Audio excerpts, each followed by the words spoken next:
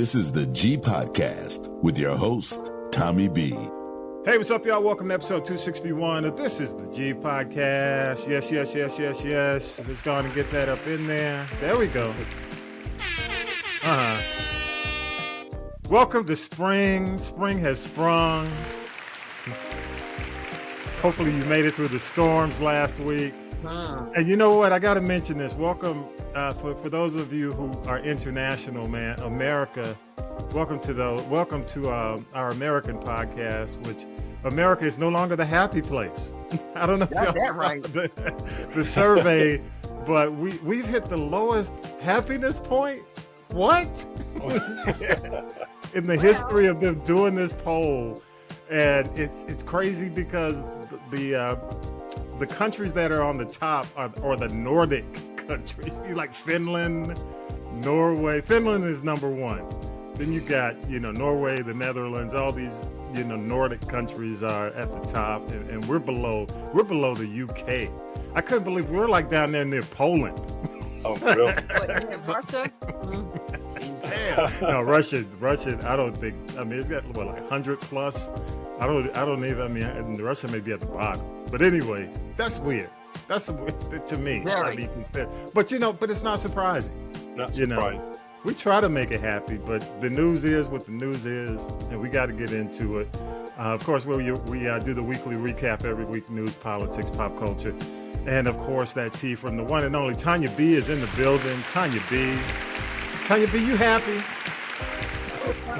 I'm happy to be alive. At this point, you take it one day at a time. I woke up. Grateful for small things.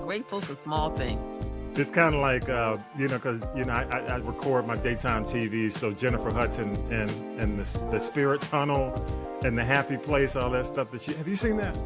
I love that. I love it. Yeah, yes. So she's pushing the Happy Place, Tamron Hall. A lot of folks are really trying to kind of get people, to smile and get out of the doldrums. And we do that every now and then. And of course, another reason to smile, he is back, y'all. The one and only Hitman Howie. What's happening? Thanks for the invitation. Appreciate you, Howie. You in academia, man? Don't tell him specifically. Yeah, well, kind of, sort of, Yeah, I'm doing it on my weekly Saturday deal, but yeah, we're in the place. Good to see you, man. Good to see you. Right. Good to see you. And of course, I'm Tommy B. I'm that OG Grady baby. So gotta say what's up to everybody, especially the Grady baby. Shout out to you. You still hanging? Spike Lee. That's good company. Well, you know. Yeah. I'm still hanging here. Spike went up to Brooklyn, so I'm here. Hey, man, before we get rolling, though, condolences to the world of George Foreman. We didn't, this happened after we got the news from Syracuse Mike.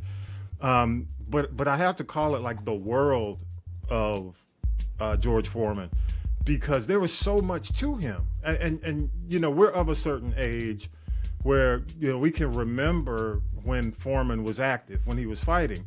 And I don't know if you follow boxing, Tanya B. Howie, I'm not sure how you follow boxing. But I remember, what's that? Go ahead.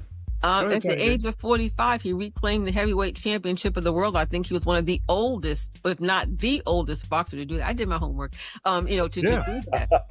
He stayed in decent shape. I mean, he was a big body dude. The other thing I remember was he had the hardest punch at one point of any heavyweight boxer. And I forgot which fight this was, Howie. He hit George, what was his name? Joe Frazier. Yeah. He hit Joe Frazier with an uppercut and lifted him off the canvas. It was like Popeye. 1973 World Championship versus Joe Frazier. That's when he claimed his first championship. That's exactly right. Yeah. He lifted him. And that's what I remember most. Because the whole thing was in championship boxing to avoid his punch. Don't get hit by, and even Ali. If you look at the movie Ali with Will Smith, and the rumble in the jungle, going into all that, there was fear. Ali's handlers were like, "Look, dude, don't play with this guy." That's right. Not too sure. What's that? We're not too sure you should be doing this. Yeah. Right. You almost got. Which one was that? That was Angelo Dundee, or was it Angelo Dundee? Yeah, you almost got it. You almost got it. That's right. He also revolutionized grilling, and I know you're going to talk about this probably, some of that in the tea. He had 5 sons named George. Right. 7 daughters, and he was a minister. Yeah. You know. Well, the daughter's named Georgine, Georgianne, and everybody had something to do with it. Was a derivative of George. But really? Wow. Daughters too? I do. But I know the sons. I'm just guessing. I know about it. Look, if you can't find anything else to call your son, you call George. I guess he wants to make sure they all listen, so it worked. Yeah. Yeah. He called George, and everybody came. How about everybody? So we'll get into that. And I know you'll probably mention it in the tea as well, Tanya B. But rest in power. Yeah. To a really good man, became a minister, and night and day, because he was so quiet, reserved, and scary, to probably one of the most lovable guys on the planet. Exactly. But he was a hard hitter. Oh, and and you think I don't know if his background was such where boxing really kind of saved his life, because he could have been in the streets. But to win an Olympic medal at the age of 19, and then I saw the picture of him at 19, it didn't look a whole lot different than when he got into, really into adulthood.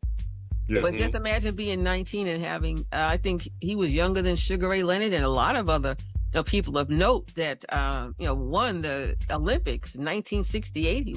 He just turned 19. Yeah. His demeanor, though, I got to give it to him. Going from, again, what we talked about, like the dreaded, don't watch out for the punch kind of. Exactly. To, again, minister, one of the most lovable guys on the planet. Yeah. Hey, we're going to get into some stuff. We'll go into news, but we're going to talk about Democrats polling dropping. Democrats and DA Fani Willis is ordered to pay, and then of course the powder's found at Fulton County at the end as we tape in Atlanta. The criminal deportations. Mike will get into all that. Let's go ahead and get into it. We'll get into news with Syracuse Mike, y'all, and we'll come right back. Here we go. News team, assemble! It's time for the Week in News with Syracuse Mike. A new NBC poll found only 27% of registered voters say they have a favorable view of the Democratic Party. That's the lowest NBC poll for the party since 1990. President Trump's job approval rating sits at 47%, with a slight majority disapproving. While this is his highest approval ever as president, it's also the lowest mark for a president at this point in their presidency. Fulton County DA Fani Willis has been ordered to pay over $50,000 in attorney's fees for violating Georgia's Open Records Act. A defense attorney requested the records for one of then-former President Trump's co-defendants in the election interference case. A judge ruled Willis's office was openly hostile to defense attorney Ashley Merchant. Willis has 30 days to pay those fees to the Merchant law firm and provide the requested records. $6 million is what the White House says it paid El Salvador to take in over 200 Venezuelans who were deported this weekend. They are accused of being gang members. White House spokesperson Caroline Leavitt. We're very grateful to President Bukele and to El Salvador for accepting these heinous monsters where they will face justice. Lawyers for the Trump administration argue that a judge's oral order blocking the deportation was not enforceable. You can expect a big political legal battle over this issue. White House Press Secretary Caroline Leavitt is singling out the federal judge who is looking into the legality of President Trump's weekend deportation of suspected Venezuelan gang members. He used the Alien Enemies Act of 1798 to justify the move. Here's the press secretary concerning Judge James Boasberg. It's very, very clear that this is an activist judge who is trying to usurp the president's authority. Under the Alien Enemies Act, the president has this power, and that's why this deportation campaign has continued. And this judge, Judge Boasberg, is a Democrat activist. It was actually Republican President George W. Bush who appointed Boasberg as a judge for the D.C. Superior Court, and then Democratic President Barack Obama elevated him to the federal court. It appears this latest battle will eventually end up before the Supreme Court. President Trump signed an executive order Thursday that is designed to eliminate the U.S. Department of Education. This statement from the president shortly before signing the order. We're going to be returning education very simply back to the states where it belongs, and this is a very popular thing to do, but much more importantly, it's a common sense thing to do, and it's going to work. Despite calls to return school control to the states, the reality is that is already the case. Schools primarily operate under state and local control, and budgets for the current year are set. However, the long-term implications could be huge if federal education programs are changed or reduced. The Education Department will not close immediately with just Mr. Trump's signature. Getting rid of it completely would require congressional action, including support from some Democrats, which at the moment seems unlikely. Yeah, and I got to say this. If you've noticed, Syracuse Mike has been basically fact-checking a lot of these statements in the news, and I'm glad he's doing that. And I hope that a lot of the other journalists are as well. You know, I had a good conversation with Harold Michael Harvey, and we were talking about the fact that, you know, when you look at a lot of the executive orders, a lot of these orders are going to be challenged in court, okay? Without a doubt, because in a lot of cases, they already are unconstitutional. But really and truly, and I don't want to get into it right now, we'll talk about it in the political roundtable. I think just a lot of these are intended to keep us off. It's misdirection, you know, it's sleight of hand, because the stuff that they're really doing, they want you not to notice. Exactly. And you know, because, you know, of course, people are losing their jobs in a lot of cases. The Department of Education was founded under Carter, which really, that's recent. This is not something, you know, that was intent or set up, you know, with our founding fathers, man. This was like 1970 something, after 76. So, you know, most of the power has been given back to the states already. So we'll see, you know, where this goes from here.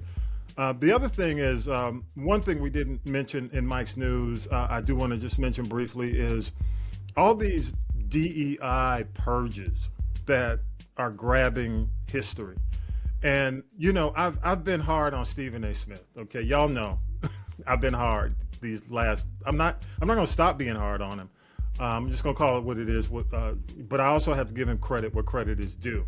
He did come out this week, and he came out and said that, you know, it's a pure attempt to erase history, because, you know, of course, with Jackie Robinson being removed, in addition to that, you have Black women pioneers who were being removed, and you got to think that this thing, it's a machine that's doing it. It's kind of like AI that's going through, finding words and checking and removing, because they erased something that had to do with the Enola Gay. You know what I mean, of course, gay is in the word of the name, but y'all know what the Enola Gay is, right? It's the plane that dropped the bomb. Right. Has nothing to do with the community. Nothing. No. So you can tell, you know, this is either AI. Well, it's AI, somebody really stupid doing that. Or a combination. Stupid AI. So it you know, it just goes to the fact that I think a lot of folks are concerned that, yeah, this guy is going through with a chainsaw. Any thoughts? I'll go to you, Howie. Yeah, the AI issue, the Department of Interior lost about somewhere half of their people, and the conversation around was bringing in AI to do some of the things that these people were doing. So absolutely, it's AI that's driving a lot of these cuts, which is, AI is only as good as what you put in and what comes out. You know, garbage in, garbage out. So garbage in, garbage out. Yep. And as far as erasing history, that's been in my estimation, the game plan of a certain part of America for my lifetime, at least. They didn't want to teach or educate anyone about, and I'm not talking about educating African Americans about African Americans. I'm talking about educating Americans about African Americans and their part in this country. They tried to do that with Native Americans. They tried to do that with all the books in the library. Again, Blacks in America. All these things have been consistently being done. And this is not yesterday. They started this back just pre-Reagan, and Reagan been elected into the system, and then they're trying to drive this all the way through. We've talked about this more than once, man. We have to stand up, and if we can't teach them about our history, we definitely have to teach us, meaning our kids and our next generation, about our history, and that needs to be done in our schools, and in addition to that, in our public programs, in our churches, wherever it could be. And one last thing, taking sending education back to the states. Now, remember, states, like you said, already control the majority of it, but we've done this before. Remember, this is not new to us. And to send it back to the states, back then impacted African Americans more, but now it's going to be rich and poor. The rural areas, which are majority non-African Americans, will be impacted the most because their funding is not going to be there. Yeah. And that's the issue with me. So before you vote for someone, you probably need to read about what they're trying to do and make sure it meets what you need in your life as well. Before I go to Tanya B, I want to address that because when you look at the red states, we live in the Southeast, and you look at certain states who are heavily pro-Trump, they're the worst when it comes down to ranking in education. Amen. And in a lot of cases, the worst states are getting the most federal funding to help turn it around. So what you've done is you've taken the money that was intended to turn your state around away. And I'm here to tell you, as someone who grew up, and all of us grew up to a certain extent during the integration period in schools, majority to minority, all that went on, busing. When you are removing money intended to help your school, what's going to happen, the kids who are independently wealthy, come from middle-class families, they're going to leave. Yes. Oh, absolutely. They are like, look, we ain't putting up with subpar schools, and we can afford to get out. So what's going to happen is that gap is going to go further. You're going to have the private schools. And if you grew up or if you live in rural America right now, you've got the public schools, let's say Okmulgee, whatever the city. No, I was thinking, I was trying to hit Mr. Florida on a city in Florida. You got Immokalee Public, and then you got Immokalee Academy. Right. And guess who's going to the academy? The rich kids. And the white kids. It's always it's that way in a lot of small towns. Exactly. And it's just going to get worse. It's just going to get worse because a lot of these parents can't afford it. Okay, I'm gonna go to you, Tanya B. One thing I want to say with what Howard was talking about, the history, they've been attempting to erase our contributions to history because it would expose how much the white folks stole from us. That's one reason why they don't want us to. Let me ask you, Tanya B. Do you think they might be doing this because of the possible liability?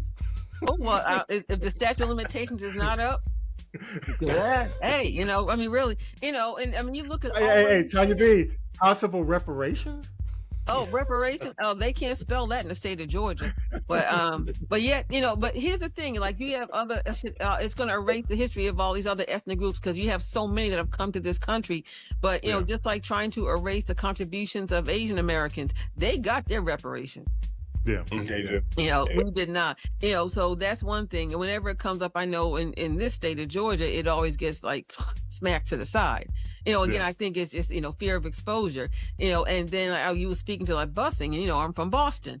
So my sister's first job out of college was in the Boston public school system, and they put her in East Boston, which was next to South Boston, which we know all has a very racist history. You looked at what, the movies and the news clips and things that we saw, during that time. I remember I went back to my old hometown, which is Hyde Park, which is interestingly now mostly Caribbean because a lot of the racist folks have died off or just, or left and can't afford to come back. But I remember in the 60s and in the 70s being called the N-word. And I also remember having to get off the bus to run to wherever I had to go, or, I had to lay low and not get off the bus, just like my sister did with certain places. She was a badminton coach, and there were certain places where they would go where they would have to scrunch down on the floor in the bus. Mind you, my sister's 6 feet tall. Because of all that happening. And, even back then, it's like, okay, well, and there was a woman I remember very clearly saying, I'd rather live next door to somebody colored, than to go to school with them. And what some of the lower class Caucasian people did was take their kids out of Boston public schools. They didn't want them to get bussed out of the neighborhood, and they started their own private schools. Well, they all didn't last, but they started them. Namely, I'm from Hyde Park. They had the Rogers and Hyde Park High were the junior high and public high schools, and then they had Hyde Park Academy. Yes, right. Yeah, and right. It is the ongoing model for a lot of small cities, or for a lot of cities where you had the private schools and the public. And then you also have this whole thing about like dismantling. Everybody's allowed school choice. Right. I get that. But to dismantle the DEA, what people are not really recognizing. I know a lot of these people now have this regret, and I'm like, oh well, too late. You broke it, you bought it. It's going to have a massive effect on children with special needs. Yeah, a lot of people. I do believe, Tanya B. I agree with you 100%, and I do believe it's going to have significant impact in the Southeast. Yeah, but then you've got families that have more than one special needs kid. They can't afford to send those kids to private school. They have to go to public school, and then everybody. It's a lose-lose situation. No one's going to win here except the people that are dismantling it, and we know who they are. No need to say names, just to put more money in their pockets. Right. Yeah, I agree. And I do have to say, and as we wrap up the news, kudos to Sunny Hostin on The View. She was really one of the only ones who called Chuck Schumer out in his appearance on The View. She said he caved, when it came down to the government shutdown. Sarah Hayes tends to be kind of middle ground, supportive. She'll lean probably more so to the right. You don't want to upset the apple cart. Yeah, Alyssa used to work for Trump, so she'll go against him on most things that she sees people will go against Trump for, the ridiculous stuff. But in a lot of cases, things like this, she'll try to support what she did. She'll try to normalize it or see the silver lining in it. Joy, I don't know if Joy truly understands it. Joy, I don't even know if Joy. You think that Joy care is the question? Joy's just there to throw insults, and then Whoopi's just kind of trying to keep the peace. But I do want to give it up to Sunny, because she truly called him out, and he needed it because he's not getting it.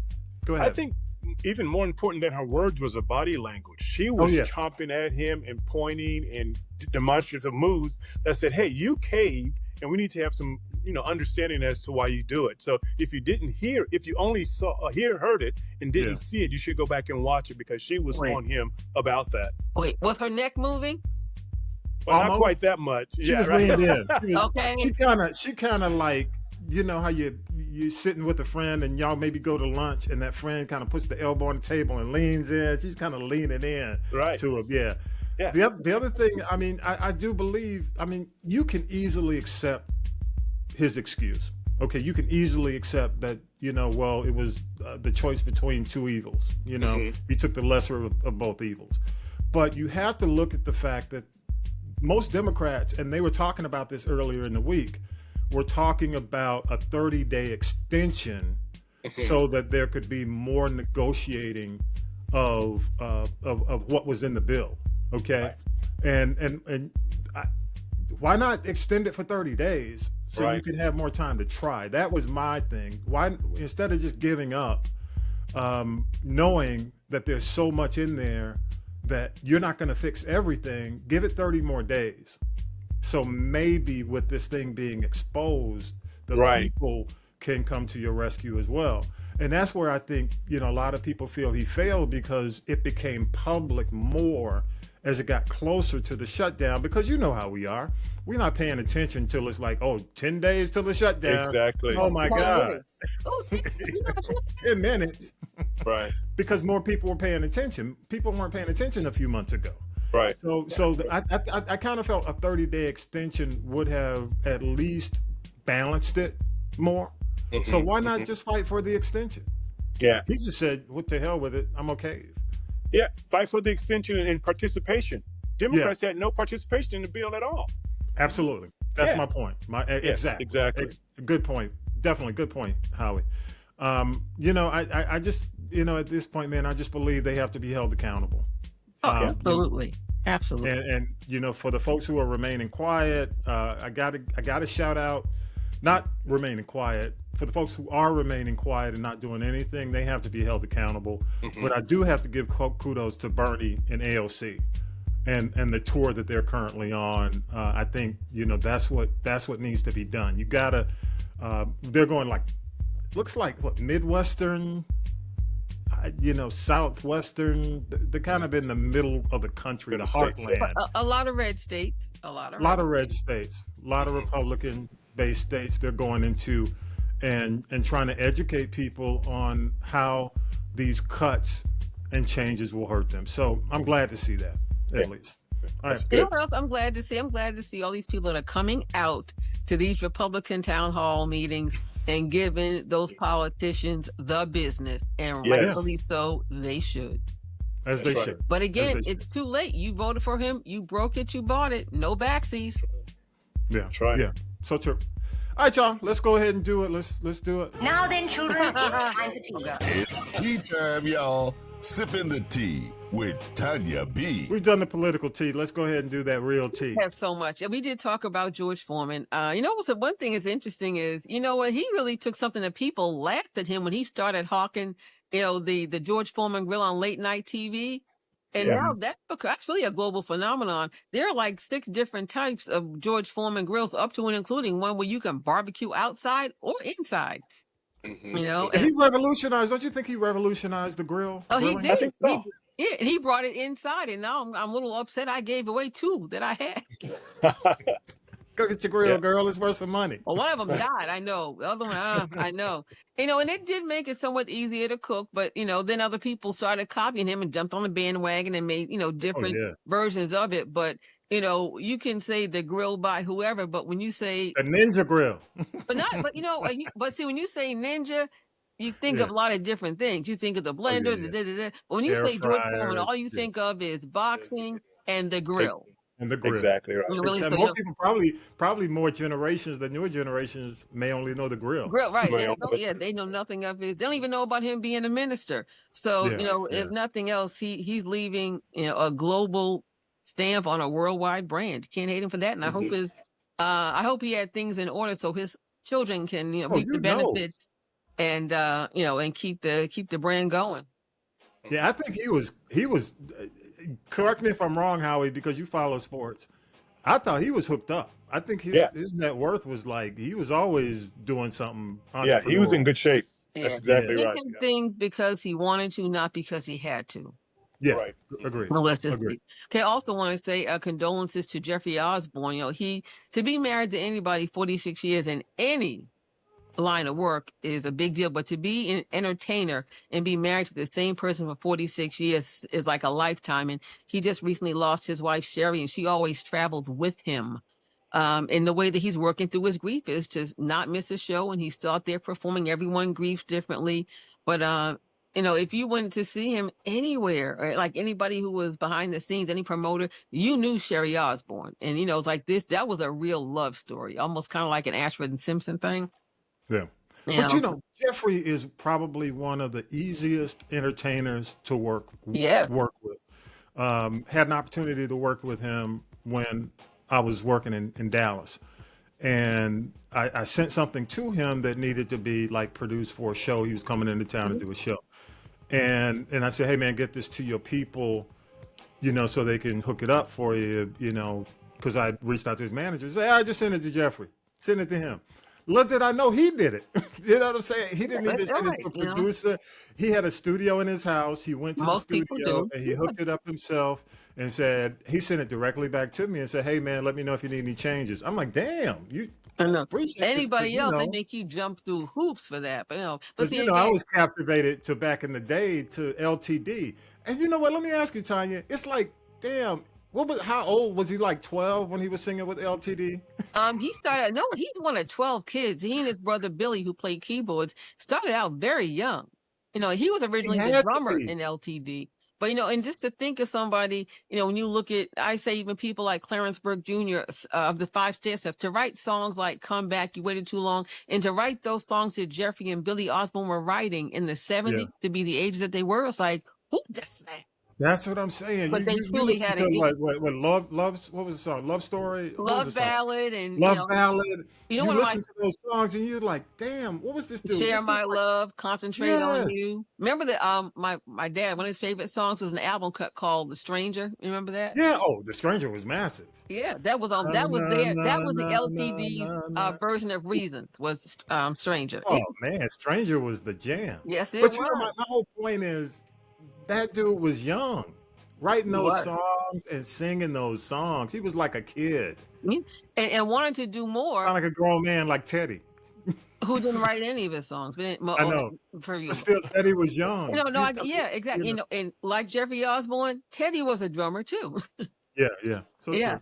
Sorry, So I didn't mean to jump in. uh, I'm just whenever I think about Jeffrey Osborne, I think about LTD, and I say, damn, this dude had to be young because he's still you know doing. what? They were. If you go back and look at, there's a reel on YouTube of them doing Hold On. I remember Don Kirshner's rock concert, but it was Yeah. live. Oh hell yeah. And it was Yeah. like 10 of them. And it's like I mean, even the horn players, the keyboard players, guitar players, they were stepping and did not miss a beat. Jeffrey was dancing and singing and did not lose his breath. Yeah. Okay. That's something these young people need to learn because that's something they don't know. I was talking to Thomas from Slave, and I forgot because he was 19, 18, 19 when Slave was a lot big. of those guys were really young. Real kids. Yeah. Yeah. You know, I'm sorry. Not that they weren't creative, but I wonder if they'd had a little bit more of a higher level of maturity. And, you know, it just is because when you're 18, 19, you know, and you're 20, 21, and you had that kind of success and fame, you are smelling yourself to a point. Or, you know, some of them like Jeffrey, part of the reason why he said he left LTD was because even the label wanted him to work with other artists and he was writing other songs. They were like, you can't do that. And finally, he and Billy were like, okay, you know what? We got to go. Big mistake because LTD was never the same after that. Never. And Jeffrey, man, what a solo career. What a career with LTD. Yeah. I mean, he came out the beat. Phenomenal. Underrated. Out the gate, just underrated. Not swinging. He came out swinging. And the thing about it is he still works. Woo-woo song. Oh, and he still works. He looks great. He's 74 years old, and he sounds just like he did when he was 24 years old. And the dude's only 74. It just seems like decades. You know what I'm saying? I know, but if you look at him, he's been in better shape than a lot of people. He has taken care of his instrument because that's how he makes his living. Yeah, so true. No, okay. Listen to that, JoJo. KC JoJo, listen. Okay, if anybody's looking for a date after 3.5 years of marriage, the award-winning Quinta Brunson, who we know from Abbott Elementary fame, she's divorcing her husband, and his name is Kevin. But it's like some people didn't even know she was married because he was with her at the Emmys, but you thought he was just somebody from the crew or the production team sitting beside her. Yeah, because he was a white dude. Yeah, she kept that part of her life extremely private, and like you said, she left Philly. Like Will Smith, West Philadelphia, born and raised. Yeah. Went to Hollywood, so he'll have a cheesecake factory. Maybe he'll have I don't know, a Pinkberry yoga shop, whatever. You think he's gonna get half? I wonder if she. Now if they had a prenup. You think he's gonna do the like Mary J? I hope it doesn't turn into the Mary J story. No, because you think about it, when she married him, she was just on the cusp of blowing up because Abbott's been around for 4 seasons. And the thing that she did before didn't bring her that much money. So I just hope that she's protected. Not that, because I don't even know what he did, but besides like carry her purse. They never said, really, what did he do? I don't know. Maybe he has his own thing. I don't know. But they don't have any children, so that's not going to be an issue.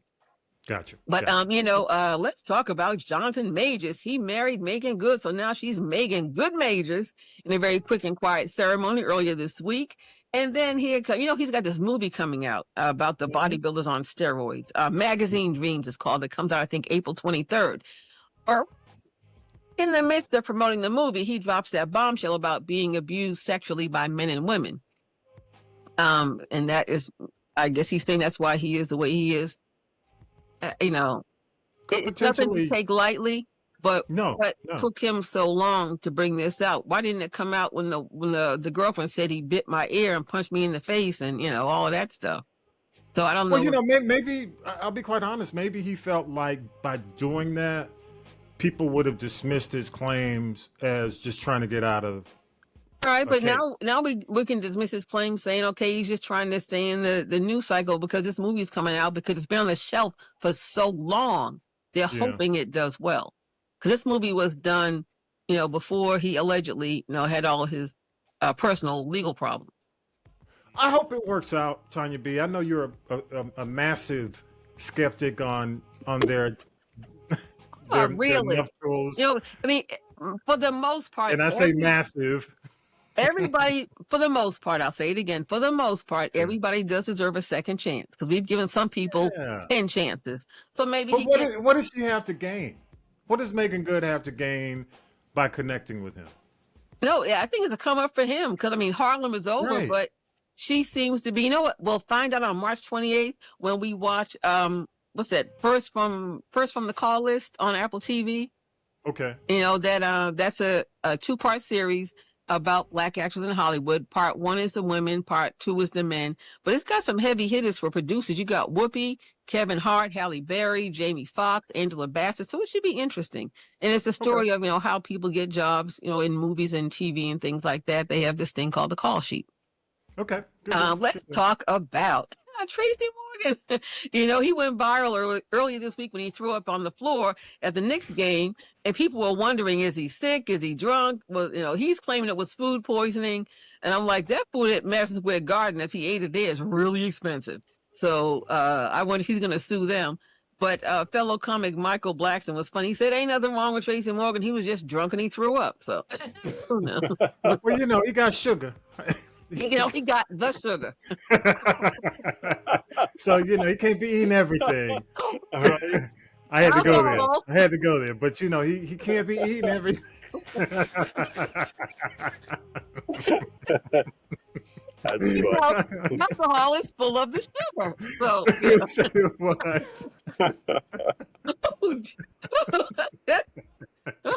well, I better keep laughing, bro. Oh, Jesus, help me.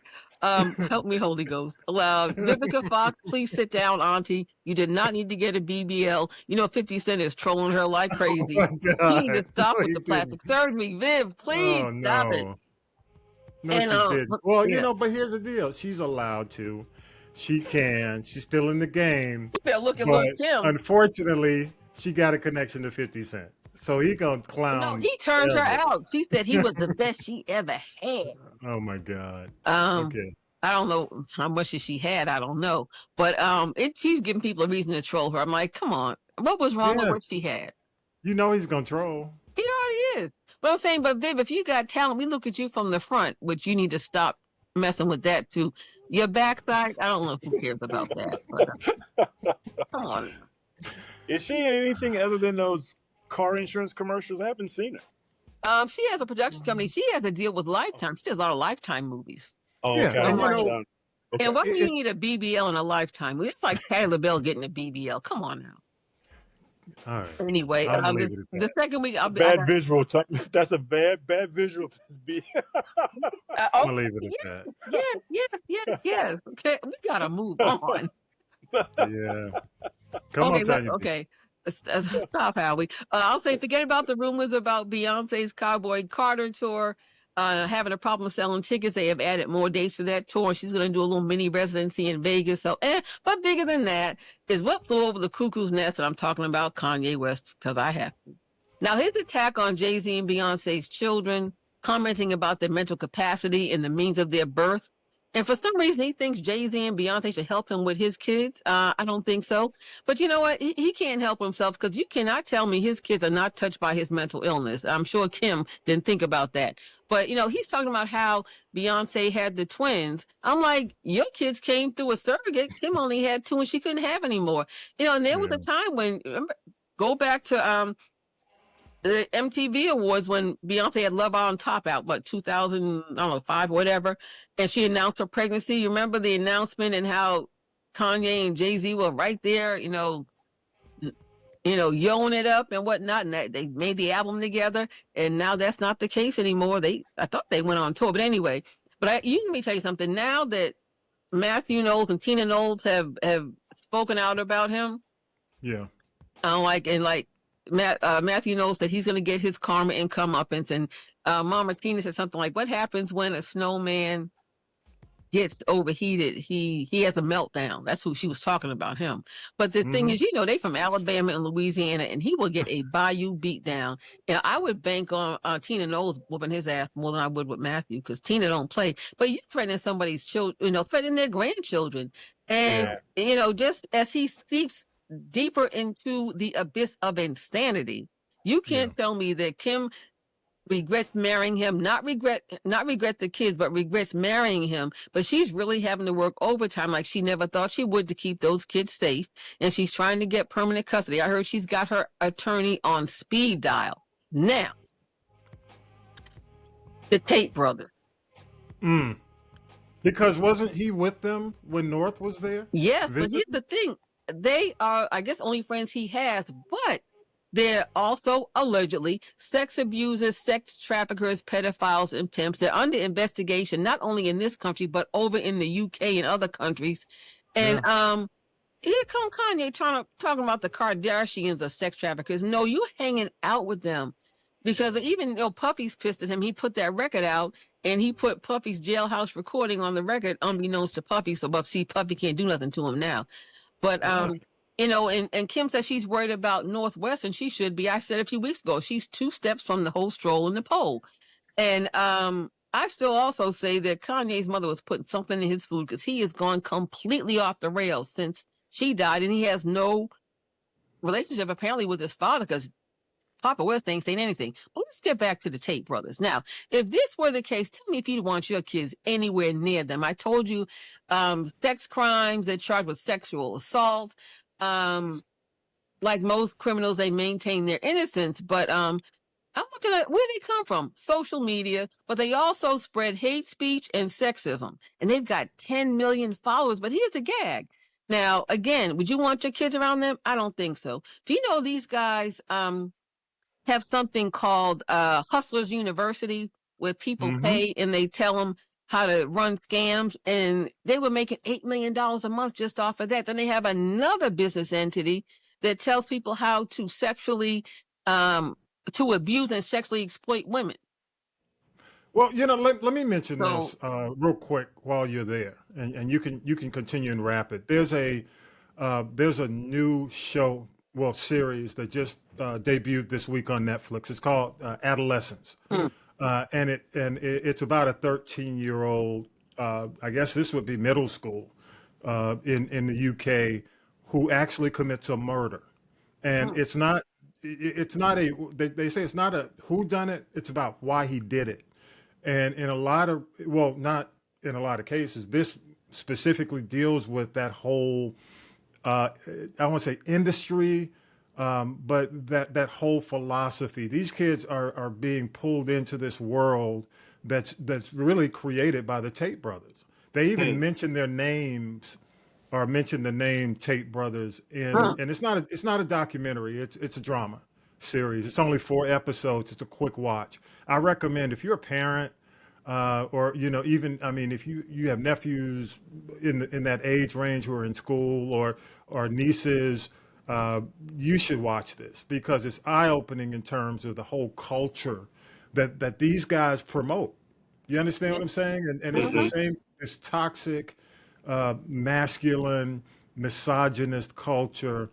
It goes both ways, because they talk about the fact that some of the women are aware of it and they provoke it. I'm not putting any victim shaming out there, but these guys, that kind of class. What was the one you mentioned about how basically it's like it's almost going back to Eddie Murphy. I want to be a pimp. I want to be a hoe. Yeah, right. Yeah. So basically, this whole culture is being given to 14-year-old, 13-year-old boys. They're listening to it in podcasts. They have 100 or so emojis that are specific to the culture. So you even have to pay attention to the emojis that are being used around, in the teen culture, preteen, teen culture. It's really an eye-opening watch.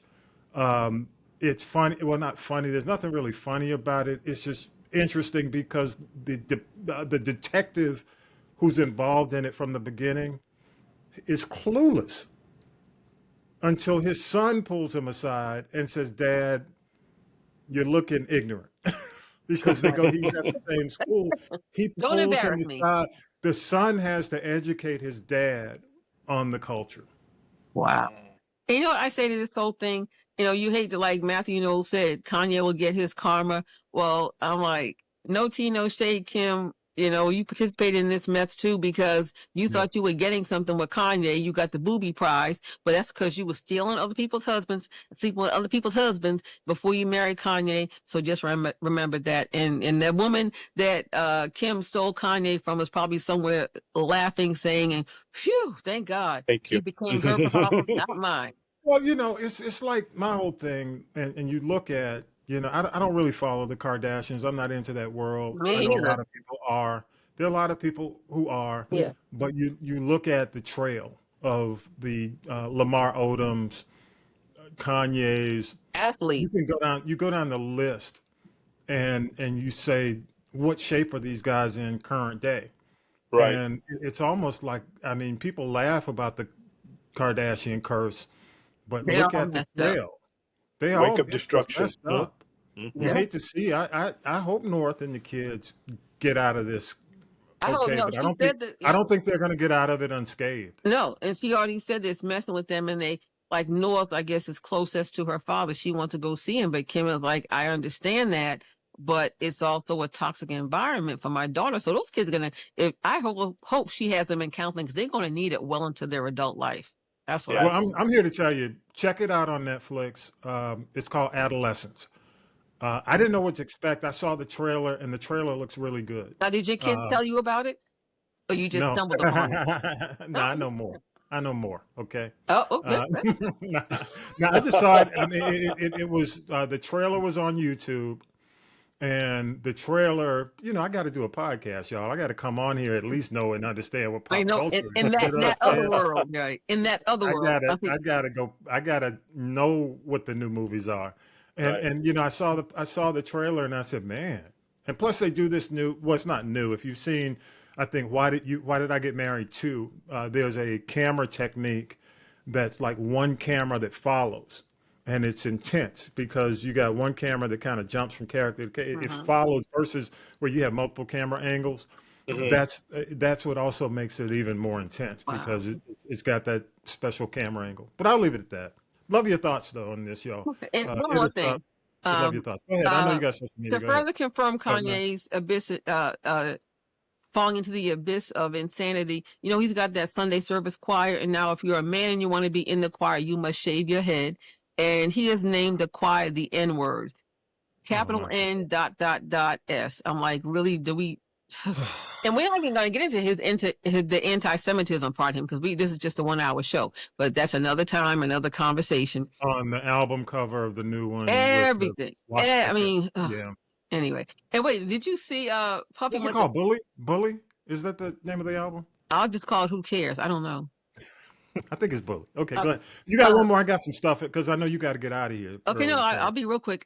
Did you see Puffy? It's really something when you have to go to court on Saturday. But now people are calling him Santa Combs because now the hair dye is gone, and you see he's completely gray in the beard and in the hair. The trial's delayed another week or two. New lawsuits have been filed. I don't know how he thinks he's going to walk out of jail when he's got 10,000 charges filed against him. Yeah, he better call Jesus to defend him because all the attorneys he's had since from day one have not helped him, or they just quit the case. So when's it starting? May? Huh? May? Starting in May? Yeah, May-ish, end of May-ish. It may go into June, but he's been in jail, since September? So it'll be going on a good 9 months. Seems like longer. Okay, now, for those of you who listen to the radio, and I'm not one of these people, and those of you who listen to the Breakfast Club, it's Charlamagne the God, DJ Envy, Angela Yee left the show, and I understand why. But they had the new host, Jess Hilarious. Now, Jess came on the show, got pregnant, took maternity leave, and she's come back, and now there's all this brouhaha about this woman. I think she was the producer. Her name is Lauren LaRosa. Stepped in to replace Jess while she was on medical leave. Now there was speculation and just stuff is flying everywhere. No, Jess Hilarious was not fired. And then, Lawrence being accused of being a poacher, trying to take Jess's place on the show. Now, and one thing they talked about was she has a segment called Jess with the Mess. And even while she may have trademarked it and copywritten it and everything, people can, a lot of places, I know you know this, Tommy D, when you go to work at a radio station, a lot of what you bring in the door can become their property. Just like when Wendy Williams was out sick, they still did Hot Topics and called them Hot Topics, even though she had trademarked the name. So that whole thing about why are you using Jess with the Mess? I'm like, grow up. But the thing is, this happens a lot every day in radio that we know. Yeah, people will go out on medical leave. People can be sick. They can go on vacation and come back and things will be different. Somebody could be sitting at your desk. And, I will give Jess 5 on it for having the talent to put Lauren LaRosa on. But, this is, at the end of the day, it's the Charlemagne show. It's not even about Envy or her. It's the Charlemagne show. At the end of the day, what Charlemagne the God says, will go. And this may be just a way to, supposedly, and I saw some of it, Jess went to Instagram and just other social media platforms to express her feelings about it. But it seems like she's getting a little caught up in letting people's opinions on social media dictate really how she feels. Because at the end of the day, when you go behind closed doors, and this is a business, and it's not about anybody, because everybody is replaceable, and nobody's, we're all expendable. They may not want to fire her because they got to pay her a whole lot of money, and she's got 2 different ways to sue them. They don't want to do that. And this show is one of the few cash cows that iHeartRadio has. So I think they're hoping that the news cycle will just, replace them with something else. And who knows, they may take Jess and give her another job. But I don't see Jess Hilarious going, right away. But it just seemed like, it was a headline this week. And I know they're syndicated and they're on TV and they're on radio. But, people have so many options as to how they consume, radio, talk, any of that. I don't know what their numbers are. I know they're not good in Atlanta. Well, let me say this. In most markets, where they're dominant, there are no local shows. Yeah. They do okay. They do well. But when it comes down to in cities where there's a local option, in city, where they really can't relate to the New York culture, like in Atlanta, they don't do that well. Right. But let me say this real quick because I know you got a roll. So I got one more thing to tell you. Okay, go ahead. Well, I'm good for 10 pushing minutes. it. But my whole point is this, and I wanted to say this. The thing that I see here is like a big red flag is someone coming off maternity leave. That's the one big red flag for me. The other thing is they don't allow this to happen with their mainstream morning shows. This would have never happened on a quote unquote mainstream morning Bobby show. Bones. It just happened. Absolutely not. Duran, absolutely not. Ryan Seacrest. Yeah, it speaks to, what they care about, What they really care about, they focus on keeping clean, but they allow this. Well, they also care about, that, of course, and some other things as well. But you're right. Yeah. When it comes down to the mainstream, they're going to spend more time trying to protect that. They're not going to, and it speaks to leadership. I'm going to leave it at that. Bottom line for me is the 2 big issues are going to be the maternity leave. She's going to sue the hell out of them if they let her go. And then the second thing is I hate to see it happen urban because it shouldn't be happening. Somebody on a higher level should have stepped in and not allowed this to happen. But, again, you protect what you care about. I'm going to leave it at that. What you got next? Let's move. Okay, one more thing I want to talk about. People will say, concerts, and they are expensive. I just saw, and a lot of people who come from the world of entertainment and different genres and things like that, they're all going back to Broadway. George Clooney, Denzel, Michelle Williams from Destiny's Child is on Broadway.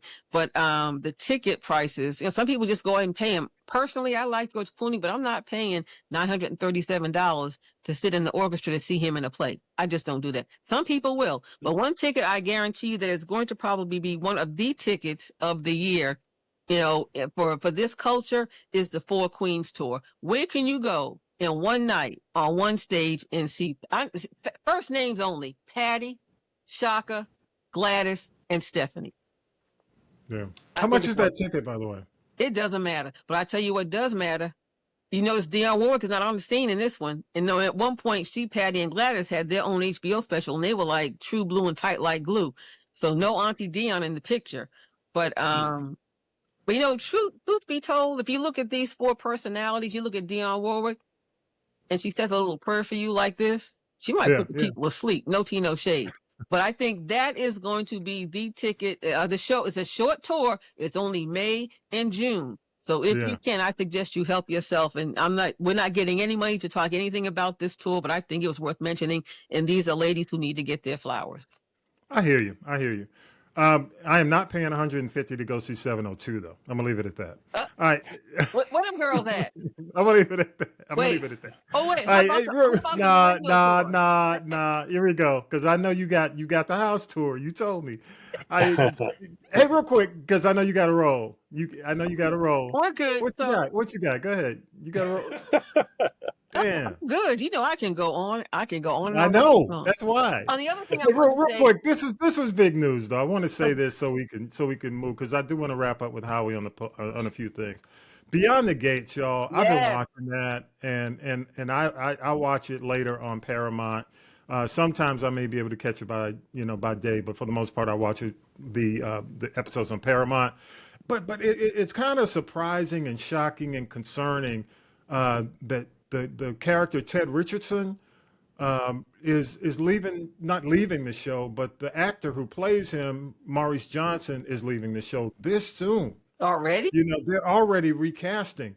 And you knew Keith D. Robinson. He's from Tyler Perry. Am I correct? No, Tyler he was Perry in University? Cadillac Records with Eddie Murphy and Beyonce. Oh, yeah. Okay. He was on Saints and Sinners with Vanessa Bell Calloway. He does a lot. He's been in a couple of Tyler Perry movies. Yeah, too. He's been around. If you don't know the name, you know the face. And he really is a really great singer. Got a lot of great music out. Yeah, Keith D. Robinson is replacing Maurice Johnson, who plays Ted Richardson. And if you're not familiar with Ted Richardson, he's married to Dr. Nicole Dupree. She's one of the daughters, of course, of the matriarch and patriarch with Clifton Davis and Tamara Tooney. But Ted's a successful plastic surgeon. I won't give any spoilers, but there's a big reveal, huge reveal that's coming up. And that's why, it's shocking to me, because it's one of the major storylines right now. And to replace the central character in this storyline, really, I hope they get through the storyline a month in. It's been doing well in the ratings. It has it's been sustaining, but this is one of those points where, you don't want it to jump the shark too early at the wrong, and that's, definitely, it's not even close to jumping the shark. But something like this, if the guy doesn't come in and really take over and make people forget, it's big.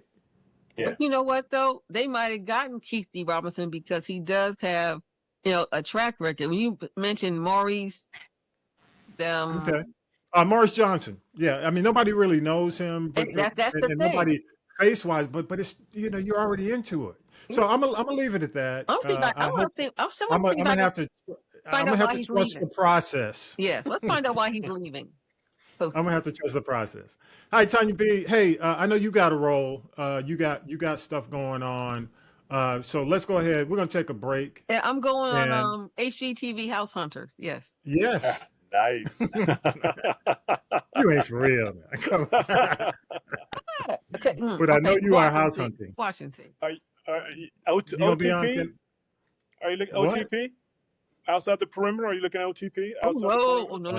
No. That was giving me road rage. No. In Atlanta, I've become a city girl. Sorry. I know that's right. All right, y'all. Let's take a break. We'll come back and wrap it, do the political, and then we'll wrap. Thank you, Tanya B. I appreciate it. Hey, help me help you. Move. I will. I got to call the popo, but you're a friend. But it's been great. Everybody have a great week, and I will see you next week with more tea. And listen to the Bird Wire. Scan the QR code. 50 cents a week. 25 for 25. All right, we'll come right back. Thank you, Tanya. All right.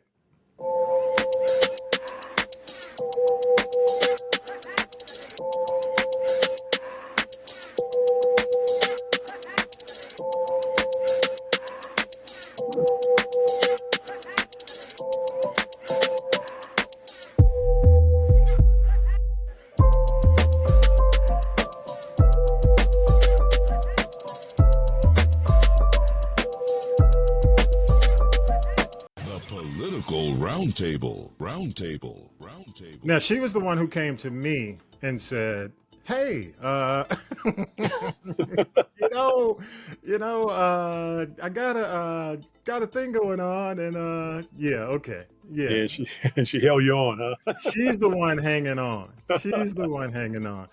Hey, so real quick, Howie, I wanted you to just give me some insight, man, on the flurry of things that you see going on in Washington right now. I talked to Harold Michael Harvey, and I couldn't get him on this week. He's on the road, but one of the things he said to me was he feels that a lot of what we're seeing, a lot of these executive orders are intended to take the focus off right now what's really going on, and a lot of it has to do with money.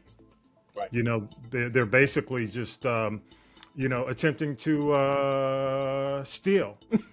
And they don't want to, and basically, these other things they know will, the opportunities to close the, Department of Education. A lot of these things that are being done basically will impact, don't have significant impact, but the things that they're doing behind the scenes, like cutting Medicare, Medicaid, Social Security, people would be up in arms. So what are your thoughts on that? Yeah, I agree. I don't know. I don't have any facts, so this is 100% my opinion.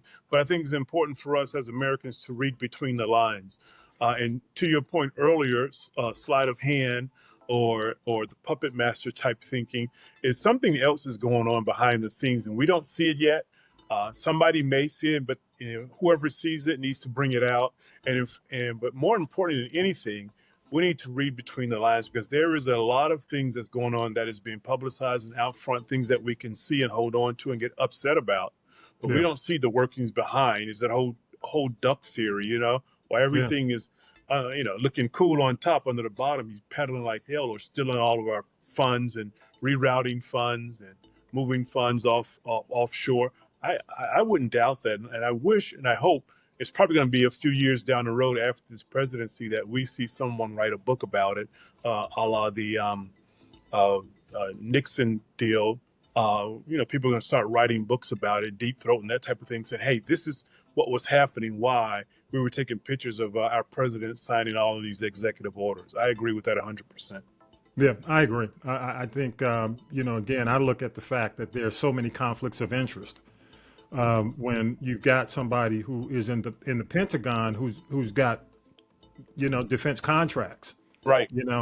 Who's negotiating with, or sitting down talking about cuts when you possess contracts, with the Pentagon. So it just doesn't it doesn't smell right. It doesn't pass the smell test. Yeah. And the whole thing with Social Security too is that the funds that are in Social Security, they've been trying to get those. They being Wall Street and those type of guys, or the grifters have been trying to get access to those funds forever, pre-Clinton era. And so I think that's one way to get a hold of a lot of money at one time. And you're exactly right. We have to be very, very careful at what we're seeing right now. Yeah, so true. All right, man. Appreciate it. Yes. So, let's go ahead and let's do this. It's time to wrap it up. This is the G Podcast. Yeah, we'd love your thoughts. You can hit us up, man. Hit the scan the QR code. Logo it's on the logo. It's in social media. All of our links are there. Also, you can hit the people poll and leave us a voice message. We'll definitely play back the best of those, man. I promise to play back the best. I will definitely play back the best. Don't forget, support the podcast. 25 for 2025 is happening now. Make a one-time pledge for the year. Use the QR code. You can do that. I think we'll do that up until June. Also, y'all, make sure you follow Spotify. That's our main source. Right now, we're on Spotify at This Is The G Podcast. Just go to at This Is The G Podcast on Spotify. Follow us, subscribe. Make sure you do that. You got any shout-outs, Howie? Oh, no, man, I'm good. My one quick thing is my son up in the Boston area bought a canoe last week. Yes. He's out on the water fishing like he enjoys it. So shout out to him. And my daughter's in D.C., so shout out to the DMV. I always love that area. Great food, great museums, great place to hang out. So this summer's coming, guys. Cherry Blossom Festival up that way. You take advantage of it. Excellent, man. Appreciate you, man, coming in last minute. Shout out Talib Shabazz will be back next week. Our good buddy Vi's at a wedding this weekend, so have fun, Vi. Hope you have fun. People still get married? Oh, really? People yes, still get man. Yeah, despite what they say. Despite what they say. Despite the happiness. Despite happiness being at the all-time low, they still hooking up, still doing it. Yeah. People I appreciate you again. Go ahead, Howie. I said people are concerned. Talking about happiness, people are really concerned. You know, even if you have a good job, you're just concerned, general principle, about the way our country's going and where the world is moving. So I can understand that. Yeah, I don't blame them. Absolutely. I mean, you know, it's even more interesting that if you have people who live outside the U.S. who you talk to, they're asking, "How are y'all doing? How are you doing?" Exactly. Because they look at I mean, everybody can see the turmoil. Yes. You know, so they're saying if you have friends who you talk to or speak with who live outside the U.S., they'll say, "Hey, how's the U.S.? How you hanging and all that mess?" Exactly. You know, that's the first thing they'll say. So yeah, that's true. That's true. All right, y'all. Appreciate you, Howie. And with that, y'all, you. episode 261 is in the can. Gotta say peace and power to the people. Y'all have a great week. Thank you. You've been listening to This is the G Podcast. And This is the G Podcast is a production of the Castropolis Podcast Network. Thanks for listening.